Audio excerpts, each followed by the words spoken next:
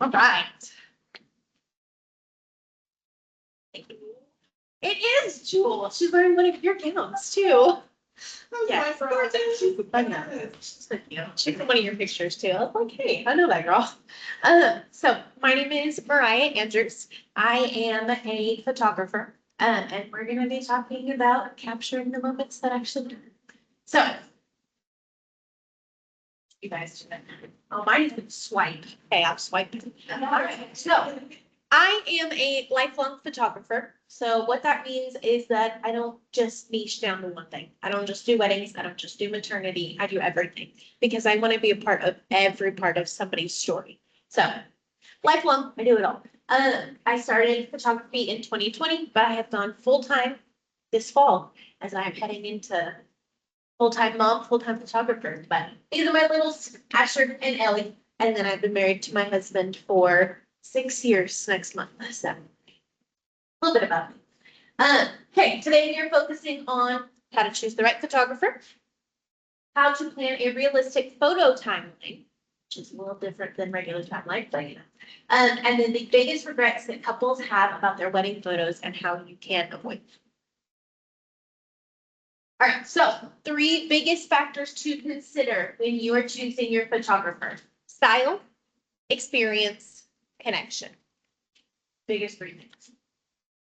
So with their style, what I mean by style, you think through it. So like if you have seen pictures that are a little bit darker, that's a style. You see the ones that are nice, bright, and airy, that's a style. Or you get one that's a little bit more like mine. It's kind of airy, kind of true to color, but it's still a little bit of warmth to it because it doesn't like warmth. So that's me. All kinds of different styles. Do not just hire somebody because they are most budget friendly and hope, maybe they'll change their style and fit what I want. They're not going to. Pick them for their style. They need to match yours. Obviously, I'm going a little fast because I talk fast, sorry. Next, experience. If their style matches yours, that's number 1. Number 2, they need to have experience. They don't have to have wedding experience, but they need to have photography experience. Don't hire somebody off the street. Be like, hey, cool. Your first time photographer? Jump in there. Let's do this thing. I know that, bro. You know her too? Yes, she's wearing Montana. That is Montana. This is Judy. Lambert. She walked in and bought that dress. I love it. Yes, I did Judy Mill's wedding. Oh my gosh. How funny is that? We're crossing over all over the place. Just keep watching. There's more bright. You might find some more. Oh, But yes, so that's funny. I love it. But yes, no, your experience. They need to have experience. It doesn't have to be wedding experience. If they've been doing photography for the past 30 years and this is their first wedding, they probably can do it. Still want to check, but they could probably do it. So experience, style. Next one, connection. If you feel awkward with them, don't hire them. It will be awkward on your wedding day too. You want to make a connection with them from the beginning. I take all of my couples out first to coffee and we talk about their wedding, talk about their vision, make sure we drive that way. Then we have an engagement shoot. It's included in their session so that I can make sure we drive that way too. Because if they feel awkward behind the camera with me, behind the lens with me behind the camera, they're gonna flip it. They're gonna feel awkward on their wedding. So they need to make sure there's a connection. If you feel awkward or you feel uncomfortable at all, don't sign the contract. You have the option not to sign it. Don't sign it. All right, planning your timeline. So this is all going to be wedding photography based. And this is dream timeline, okay? So might not be an actual timeline, but it's dream time. I always suggest, if you can, plan your ceremony an hour before sunset.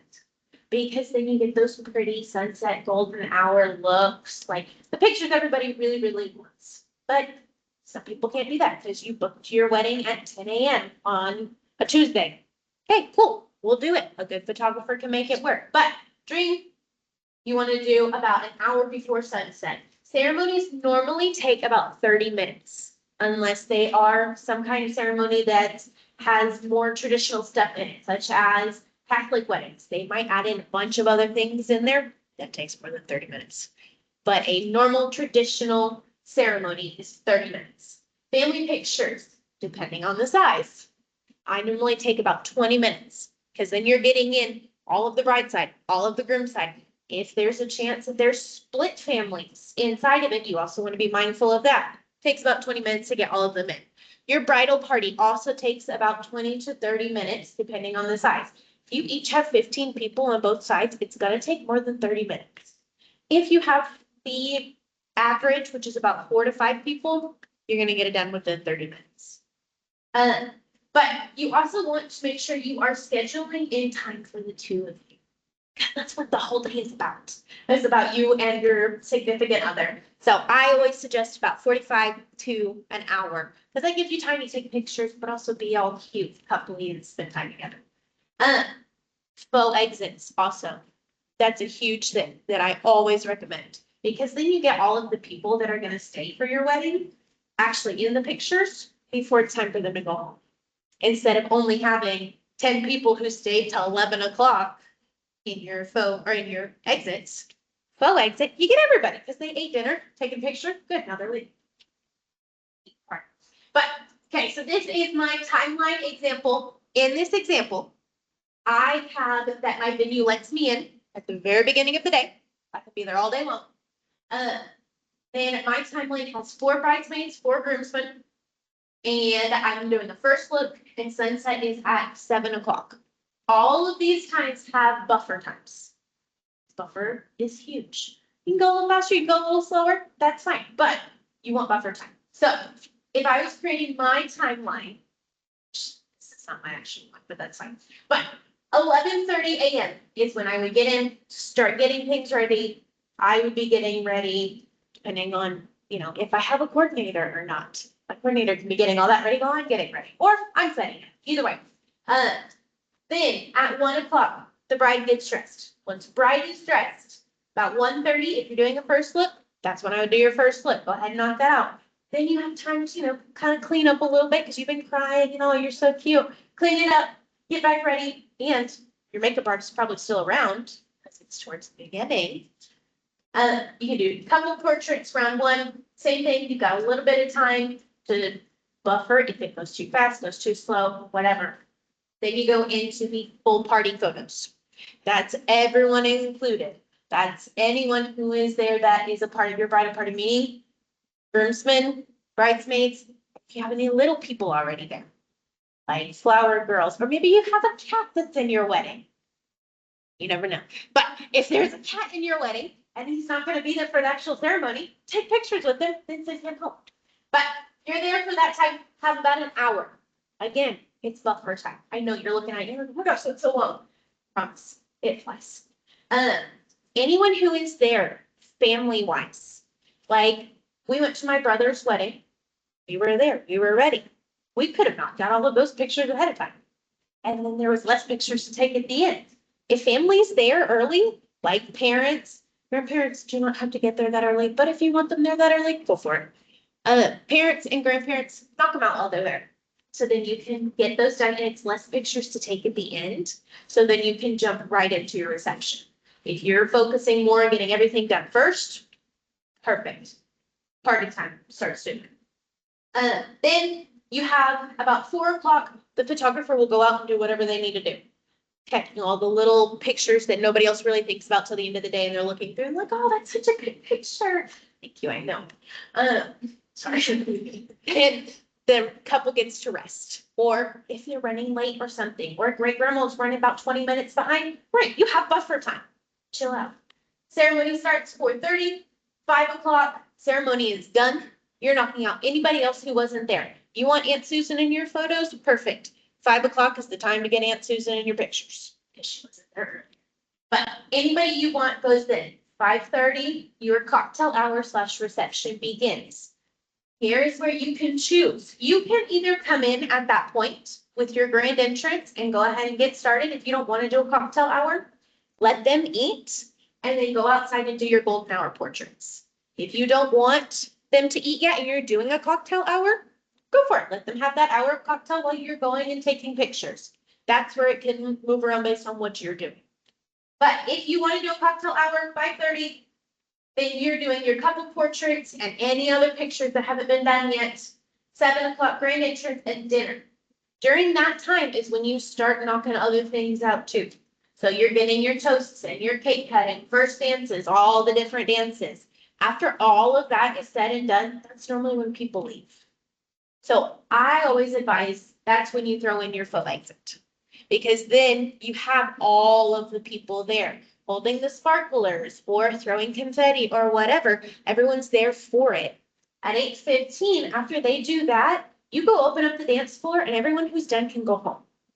Because like me, I got kids. They gotta go to bed. So I would be leaving at the 8:15 mark. I'm not a big partier, so that's fine. But 8:30, your dance floor opens and everybody who was gonna stay is gonna stay anyway. And they can stay till the end of the night. So this is a timeline that I would choose if I was replanning my wedding and I had perfect scenarios, which nobody does, so that's fine. Pro tip for photography, have a photo helper, whether that be a maid of honor, maybe that's somebody like your aunt or your uncle, whoever, that can help with names and help wrangle people quickly. So you're like, okay, it's time to take pictures. I need Aunt Susan. He goes and grabs Aunt Susan. Cool, we're ready. Instead of the photographers running around looking for Aunt Susan. Who is Aunt Susan? That's how much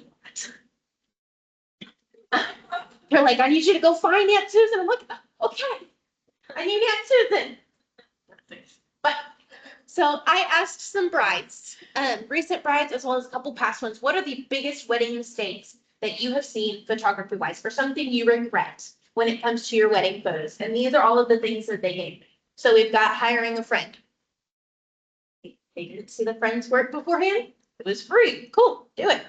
Hiring a friend. Not giving a detailed shot list, just saying, okay, let's take pictures. Second shooter edited their own pictures for their wedding. I'll explain that in a second, but that was, yeah. These are all just, I'll get them. Not adding in buffer time. Forgetting the small details, like she forgot to unbustle her dress for the sunset pictures. Then not meeting beforehand. So I'm gonna dive into all those. I just wanted to overview. Just join. So giving a detailed shot list. The bride did not give a detailed shot list and she missed half of the things that she wanted because she didn't tell her ahead of time. So I always encourage my brides, give me a Pinterest board of everything. Not just of what wedding pictures you like, but that shows me what's important to you. Cause like if you pinned a centerpiece, that tells me that that's important to you and I'm gonna make sure I capture your centerpieces. Pinterest is huge to me. If you don't like Pinterest, that's fine, but I do. So detailed shot list, huge. Next, putting the maid of honor in charge of details. That's kind of what they're there for. They're there to help you. If you don't have a wedding coordinator, if you don't have a wedding planner, have somebody else that's close by help out. She could have remembered that detail if she had put somebody in charge of it. So put someone in charge of those special details that on your wedding day you're gonna forget, because there's 500 other things happening. Don't hire a family friend unless you know their work. So that person hired somebody just because it was cheap, it was free. They went back and they looked at their pictures and it looked cheap and free. Now you can hire friends, but you need to look at their work beforehand. They have great work. Cool, hire your friend or let your friend do it for free. But again, goes back to the whole experience thing. Don't let your monies be where you save. Don't let your photos, don't let your photos be where you save money. Because you will look back at those and you'll see that's where you saved it at. Hiring a second shooter. I have never heard this before, but apparently it did happen. So I'm sharing it with you guys. Ask your photographer if your second shooter will be editing their own pictures. They should not be, because you did not hire the second shooter. You hired the main photographer for their style. You didn't hire the second shooter for their style. You just wanted extra pictures. So make sure your lead photographer, the one that you're booking with, is the one editing the pictures and your second shooter does not edit any. Because apparently this bride, she had the second shooter end up editing and they put like this white vintage look around all of the edges versus the lead shooter's pictures were all moody and dark. So way different style than what she originally hired. So make sure the only person editing is the one you're hired. So that's really all I have for you. There